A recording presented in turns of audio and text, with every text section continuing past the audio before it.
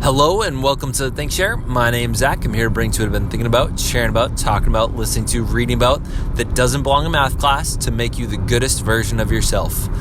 Today I got the opportunity to be an official at the track and field meet at the high school that I work for, and it was a really cool opportunity to just take a piece of nostalgia and look at track and high school sports from a much bigger perspective. So I was a high jumper my junior and senior year in high school, and I reached a personal record of 6 feet in high school, and then I continued to jump at some sort of random track meets a few years after. So since 2008, I've probably been in another 5 track meets or so, and my high jump has actually gotten better. It's up to 6'4".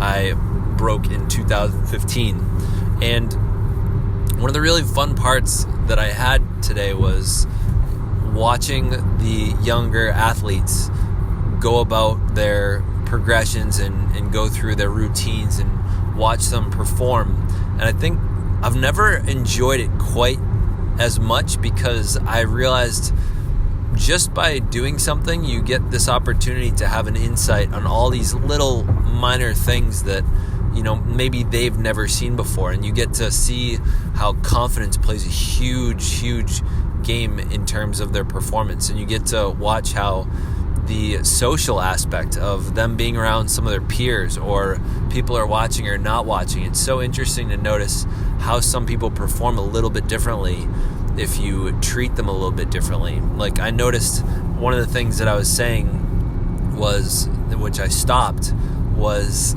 saying, this is your last attempt at this height. And when I realized, it just sounded wrong coming out of my head, because if they make it, then they get 3 more attempts. But if I say last, I can imagine that could get into their head. So I said 3rd attempt at a certain height, which I realized that might have made a huge difference for somebody.